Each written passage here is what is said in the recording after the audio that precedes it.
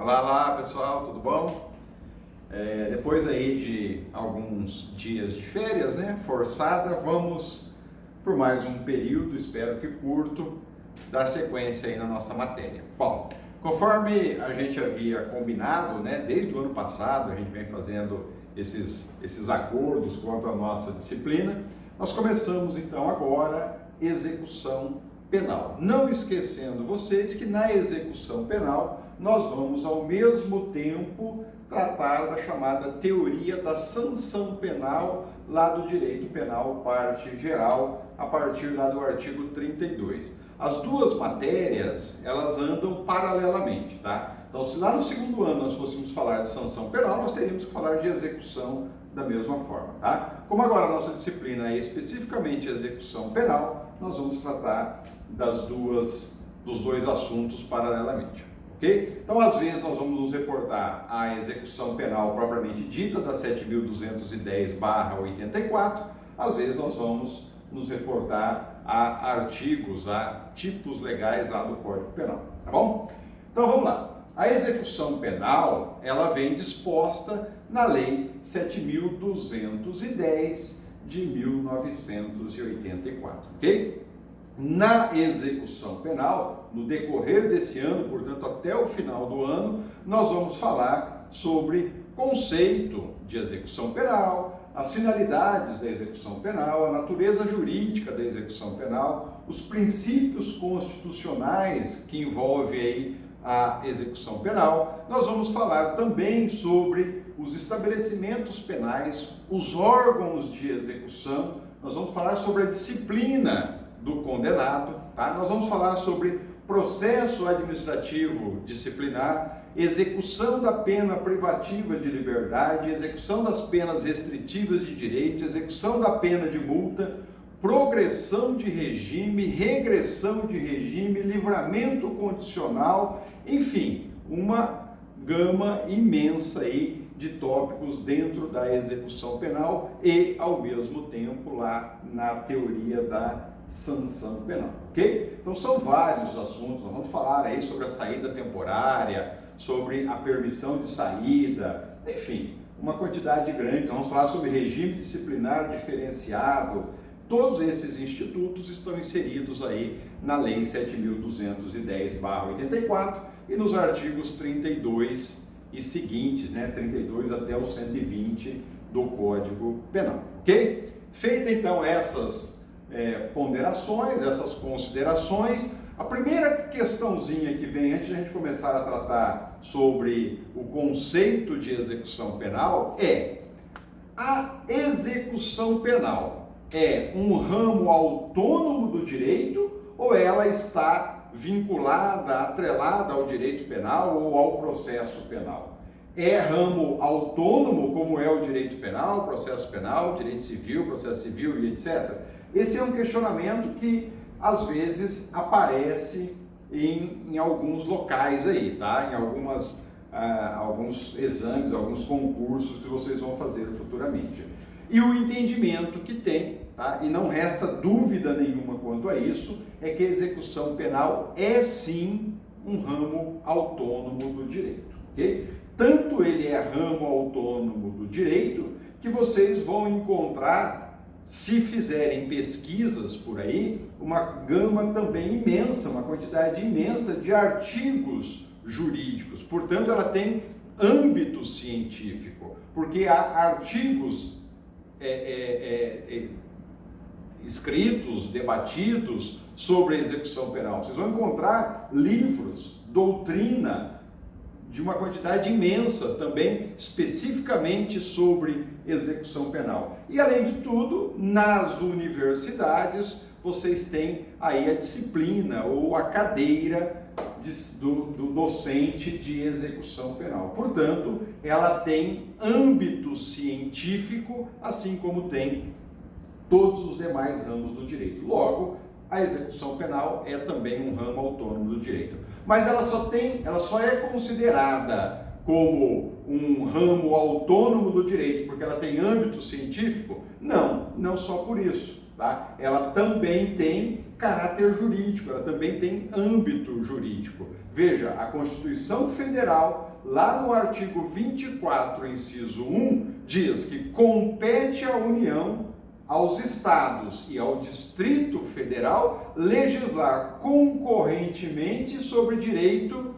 penitenciário. Portanto, a própria Constituição Federal reconheceu a disciplina e execução penal como ramo autônomo do direito. E além disso ainda, ela tem também o seu âmbito legislativo, ou seja, nós temos a Lei 7.210/84, tratando sobre a questão da execução penal. Portanto, é uma lei específica, uma lei especial sobre execução penal. É quase como um código, tá, da execução penal.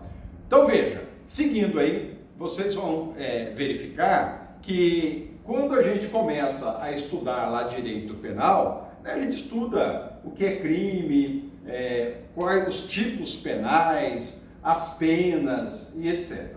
Toda essa matéria vem disposta lá no direito penal. Depois, na sequência, vocês começam a estudar direito processual penal. No direito processual penal, nós estudamos princípios, regras envolvendo sempre a apuração de uma infração e a aplicação da punição, que são essenciais à garantia do direito fundamental do condenado num Estado democrático de direito, ou seja, precisa haver o devido processo legal para que o direito penal seja, então, aplicado, ok? Então, nós temos o direito penal, o processo penal. Dentro do processo penal, se vocês observarem, lá no início do estudo do processo penal, vocês começaram lá pelo artigo 4º, 5º do Código de Processo Penal, a estudar inquérito policial.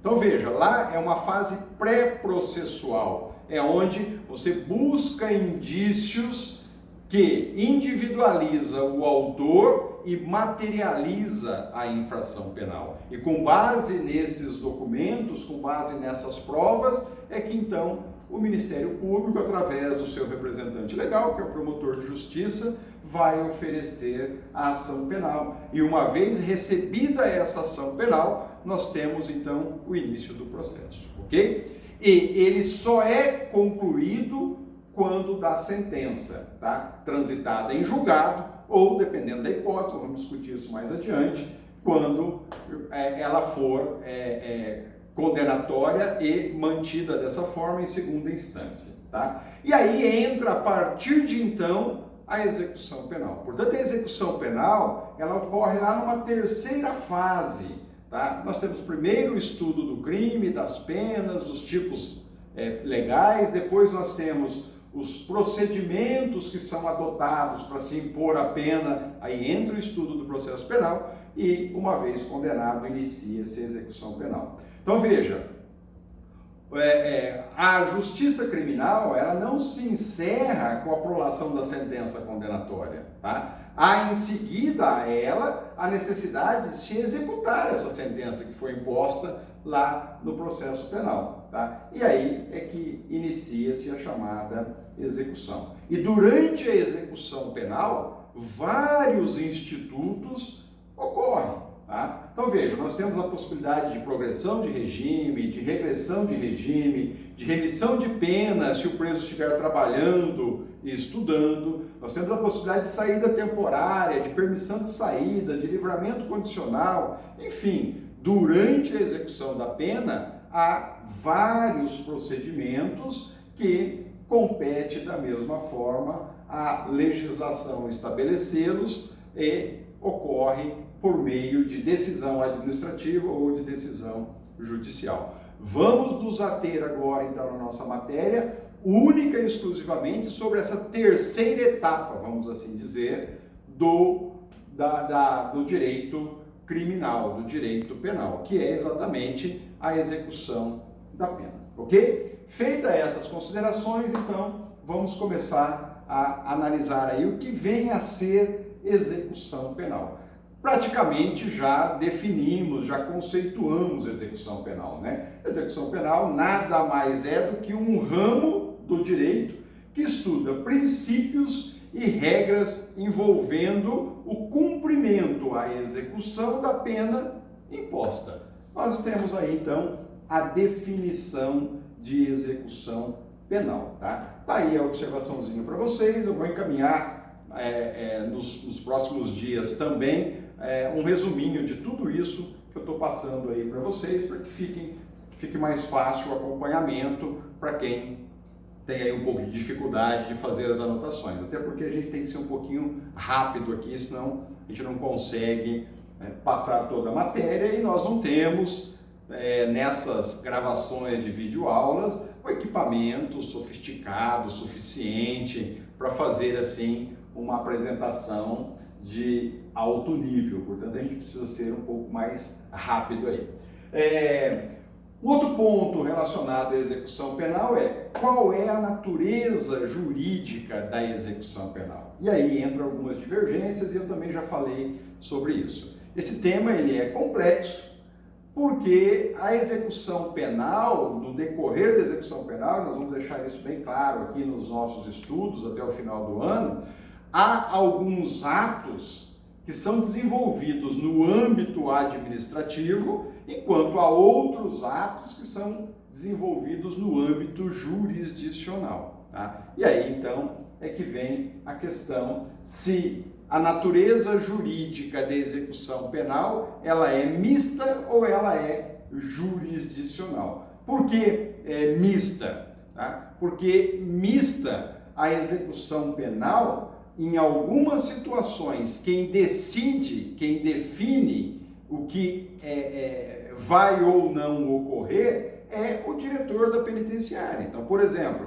o preso está executando a pena e durante a execução da pena ele comete uma falta grave, uma tentativa de fuga, por exemplo. Tá? Ou ele entra num conflito com outro companheiro de cela. Ou ele é encontrado lá dentro comercializando ou fazendo uso de drogas. Enfim, são considerados faltas graves elencadas lá no artigo 50 da Lei de Execuções Penais, nós vamos chegar lá. Essa falta grave é de competência do diretor da penitenciária apurá-la e aplicar as sanções cabíveis. Portanto, ela tem âmbito administrativo. Já a progressão de regime ou a regressão de regime, só quem pode determinar se vai progredir ou se vai regredir de regime é o juiz através de decisão própria, o juiz da vara das execuções penais através de uma decisão judicial. Portanto, a discussão a execução penal ela é mista, ou seja, ela tem âmbito administrativo e jurisdicional ao mesmo tempo, ou ela só é jurisdicional. Então veja, na mista, conforme nós acabamos de mencionar, na mista há decisões tanto administrativas como jurisdicional. Na jurisdicional, natureza jurisdicional, só há decisão por meio judicial. Então veja, o que predomina na doutrina é que a execução penal é de natureza jurisdicional. Por quê? Porque os verdadeiros rumos da execução penal, eles são tomados no âmbito jurisdicional. Tá? Então veja, aquelas situações de menor importância, de menor relevância, como a apuração de uma falta grave, como eu comentei, é de âmbito administrativo. Mas os rumos finais específicos da execução penal, só quem pode determiná-los é o juiz através de uma decisão. Portanto, predomina que ela tem natureza jurídica, ela tem caráter eminentemente jurisdicional. Basta darmos uma olhadinha aí nos artigos 2º e 194 da LEP. LEP, vão se acostumando, é Lei de Execuções Penais, tá? O artigo 2º diz lá que a jurisdição penal dos juízes ou tribunais de justiça ordinária em todo o território nacional será exercida no processo de execução na conformidade desta lei do Código de Processo Penal. Veja que o próprio artigo 2º da LEP já direciona a natureza jurídica da execução penal para o âmbito jurisdicional. E, além disso, ainda o artigo 194 da LEP diz lá que o procedimento corresponde às situações previstas nesta lei será jurisdicional, será judicial. desenvolvendo-se perante o juízo da execução. Então, veja, o procedimento correspondente às situações previstas nesta lei será judicial. Em nenhum momento faz referência ao administrativo, ok? Portanto, predomina essa condição.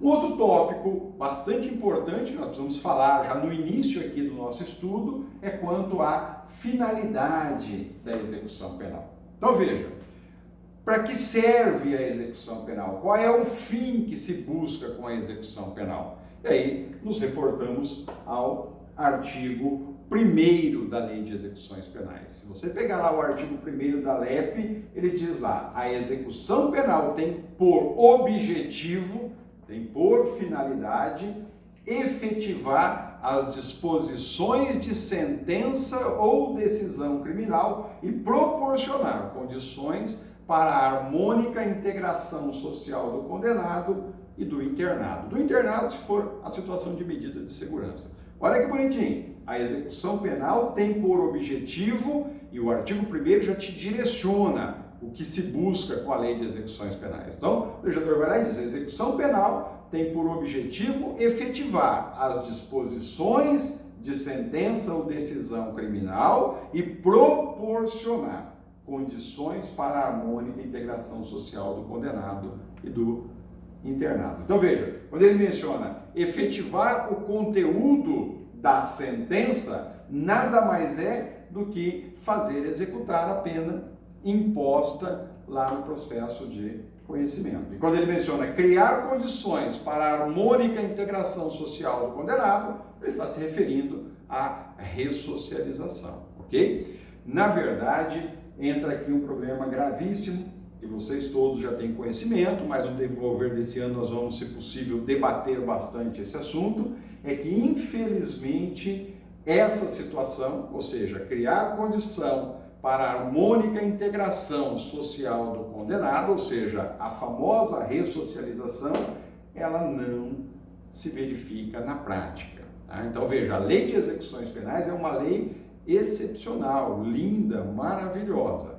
mas na prática ela não tem efetividade. E aí não é problema da lei, vamos deixar isso bem claro. Tá? Aí nós temos uma série de outros questionamentos que são discutidos a respeito disso, porque a Lei de Execuções Penais não atinge o seu objetivo. Então veja, hoje na verdade se trabalha na execução penal visando, na verdade, evitar a dessocialização. Então veja, a ressocialização é praticamente impossível.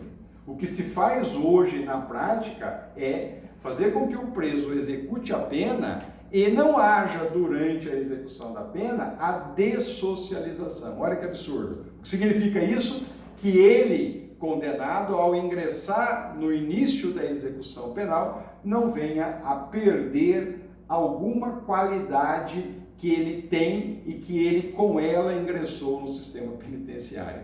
Olha o absurdo. Então veja, se ele tem um pouco de socialização, ao ingressar no sistema penitenciário é possível que ele venha a perder esse pouco que ele tem e saia de lá pior do que ele entrou. Então hoje, na verdade, o que se faz é buscar manter o pouco de socialização com que ele entra, ou seja, não dessocializá-lo, quando na verdade o artigo 1º menciona que a finalidade é ressocializar. Isso é um absurdo total que nós chegamos, mas infelizmente há aí uma série de outros fatores que terão que ser debatidos para a gente poder chegar nesse ponto. Daqui a pouquinho nós vamos verificar, nós vamos fazer uma breve análise aí sobre as penas lá do direito penal, e aí vocês vão ter um pouquinho mais de noção disso que eu estou mencionando agora.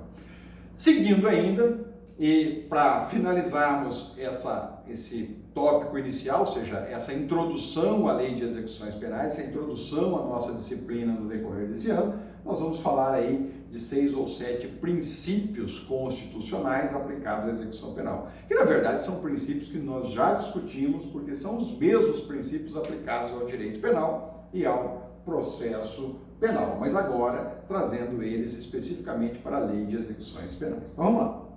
O primeiro princípio que nós temos que analisar e que é aplicado à lei de execuções penais é o princípio da dignidade da pessoa humana. Ele vem disposto lá no artigo 1º, inciso 3º da Constituição Federal. Tá? Se vocês forem lá no artigo 1º da Constituição Federal, diz lá: a República Federativa do Brasil, formada pela união indissolúvel dos estados, municípios e Distrito Federal, constitui-se em Estado democrático de direito e tem como fundamentos, aí você vai lá no inciso 3º, a dignidade da pessoa humana. Portanto, durante a execução penal, deve-se aplicar este princípio da dignidade da pessoa humana. Recai sobre ele aqui algumas críticas, tá? É difícil, muito difícil, nós vamos também falar um pouquinho disso quando formos falar de pena, tá? Mais adiante, nossos próximos tópicos aí, muito difícil falar em dignidade da pessoa humana no sistema carcerário brasileiro, tá? Então veja, nós temos hoje no Brasil a 4ª maior população carcerária do mundo. E o pior, ela vem cada vez aumentando mais. Nós estamos hoje em torno de 622 mil presos, em torno de 622 mil a 650 mil presos.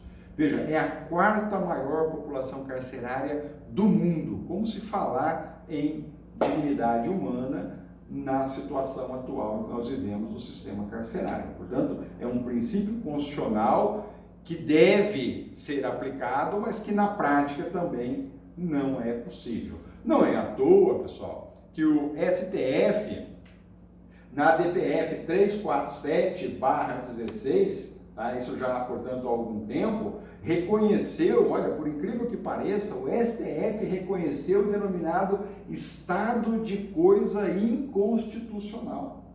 Estado de coisa inconstitucional em relação à execução penal. Tá? O que significa que não se trata, na verdade, da inconstitucionalidade de uma lei. Não é que a lei 7.210 é inconstitucional, não é isso. O STF, quando reconheceu o estado de coisa inconstitucional, ele não disse que a lei 7.210 é inconstitucional, tá? Mas sim de uma situação. Qual situação? O sistema carcerário como um todo, tá? O sistema carcerário a nível nacional. Tá? E o Brasil ainda responde e vai responder durante muito tempo a processos na Corte Interamericana de Direitos Humanos por desrespeito às condições básicas de dignidade dos presos no sistema carcerário. Olha que absurdo. Tá? É o chamado caos generalizado. Tá? Não ocorre só num estado, ele é de âmbito nacional. Tá? E por incrível que pareça, o que a gente observa é que há uma completa inércia das autoridades públicas de modificar essa conjuntura. Infelizmente, não há nenhum interesse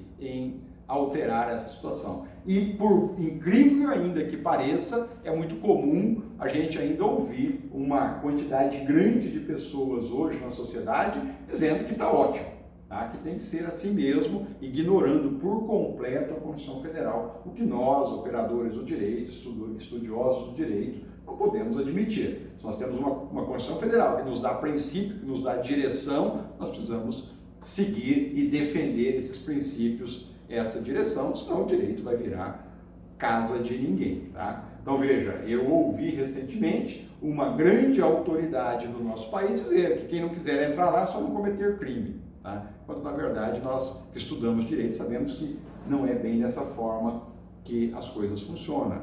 É possível que as pessoas cometam um crime sem que sejam bandidas e etc. Mas enfim, são assuntos que nós vamos analisar mais adiante. O segundo princípio aí também importante, né? A gente vê o princípio da legalidade em todas as disciplinas praticamente, está lá no artigo 5º, inciso 39 da Constituição Federal. Esse todo mundo conhece, né? Não há crime sem lei anterior que o defina, nem pena sem prévia cominação legal. E o artigo 2º da Lei de Execuções Penais também reforça o princípio constitucional diz lá o artigo 2º, que a jurisdição penal dos juízes ou tribunais da justiça ordinária em todo o território nacional será exercida no processo de execução, na conformidade dessa lei do Código de Processo Penal. Tá? Então nós temos aí o chamado princípio da legalidade sendo também aplicado à execução penal. Você vai falar assim, mas qual é a necessidade do princípio da legalidade na execução penal? Porque a pena já foi aplicada. Veja, imagine vocês que amanhã ou depois o legislador altere o artigo 50 da Lei de Execuções Penais. O artigo 50 é o que tem o rol de faltas graves, tá? E ele vem lá e ele insere uma nova falta grave que até então não existia. Ou seja, pelo princípio da legalidade, quem não praticou esta falta grave antes da vigência da lei não será submetida à sua punição, tá? Portanto, aplica-se sim o princípio da legalidade, porque a lei de execuções penais ela vai se alterando constantemente, vai havendo modificações constantes, nós tivemos modificações recentes na lei de execução penal e que nós vamos ainda fazer essa análise, tá? Então veja, se a falta grave apresentar ou trouxer prejuízo ao condenado, ela só passa a ter atividade no momento que ela entra em vigência, que ela é publicada para frente. Ela não tem retroatividade com fundamento aí do princípio constitucional da legalidade. Enfim, vamos dar uma passada rápida nisso, porque esse princípio provavelmente vocês já analisaram em todas as outras disciplinas. O terceiro princípio é o princípio da humanidade, tá? O princípio da humanidade é um princípio decorrente do primeiro que nós analisamos, que é o princípio da dignidade humana, tá? O artigo 41 da Lei de Execuções Penais diz lá que constituem direitos do preso a alimentação, vocês vão ver que o rol é imenso, alimentação, vestuário, trabalho, se trabalhar tem direito à remuneração, tem direito à recreação, tem direito a um dia de descanso por semana, como todos nós, geralmente no domingo, tem direito à assistência à saúde, tem direito à educação, tem direito à visita de familiares, tem direito ao chamamento nominal, não pode chamá-lo de bandido, de safado e etc. Então, se chama José, tem que ser chamado por José, se é Pedro, por Pedro e etc.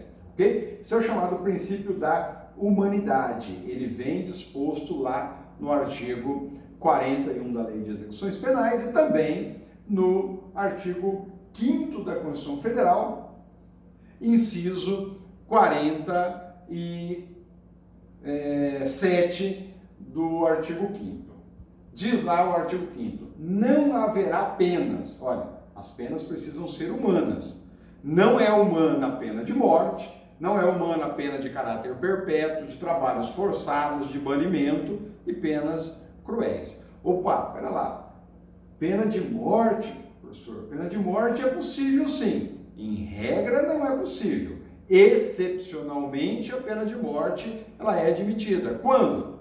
Em caso de guerra declarada, tá? Em caso de guerra declarada, lá nos termos do artigo 84, inciso 19 da Constituição Federal, é perfeitamente possível a pena de morte. Então veja, a pena de morte ela é permitida no Brasil em caso de guerra declarada nos termos do artigo 84, inciso 19 da Constituição Federal. O que diz o artigo 84, 19 da Constituição Federal? Que compete privativamente ao presidente da República declarar guerra nos casos de agressão estrangeira, porém, o presidente da República, antes de declarar a guerra, precisa ter autorização do Congresso Nacional, ok? Então veja, isso é importante. Quem declara guerra no Brasil? O presidente da República, após autorizado pelo Congresso Nacional. Quando é possível declarar guerra? Quando houver uma violação, uma violência de um país estrangeiro. A outra perguntinha é, em que condições pode ocorrer a pena de morte durante a guerra? Né? Então, opa, presidente da República declarou guerra, eu posso sair matando quem eu quiser, porque está liberado matar. Em que condições pode ocorrer a morte ou a pena de morte durante a guerra? Código Penal Militar, pessoal. O Código Penal Militar é que regula todas essas situações. Tem vários dispositivos lá no Código Penal Militar. Entra lá no Google, encontra lá o Código Penal Militar e dá uma analisadinha. Diz lá, por exemplo, no artigo 355 do Código Penal Militar, que a pena é de morte no caso de traição. Então, se um dos combatentes trair a nação, a pena imposta a ele poderá ser a de morte durante o período de guerra. Se um dos combatentes brasileiros favorecer o inimigo, ou seja, favorecer o país estrangeiro, o artigo 356 do Código Penal Militar diz que a esse brasileiro que favoreceu o inimigo é cabível a punição pela pena de morte. Aquele combatente que coagir o comandante, tá? Lá das Forças Armadas. Olha que coisa interessante. Artigo 358 do Código Penal Militar. Se houver coação ao comandante, aquele que coagiu pode ser punido com pena de morte durante a guerra. Uma outra perguntinha é: como se executa a pena de morte no Brasil? Olha que interessante. Tá bom, beleza. O indivíduo foi lá e traiu os companheiros, traiu a nação, tá? Foi condenado à pena de morte. Como que se executa a pena de morte no Brasil? O Código de Processo Militar também determina qual é o procedimento. Está lá no artigo 56 do Código Penal Militar. A pena de morte será executada por fuzilamento. Ok? Tranquilo, pessoal? Essas informaçõezinhas são importantes. Nós vamos dar uma paradinha aqui no nosso vídeo para ele não ficar muito pesado, muito extenso, e a gente segue na sequência.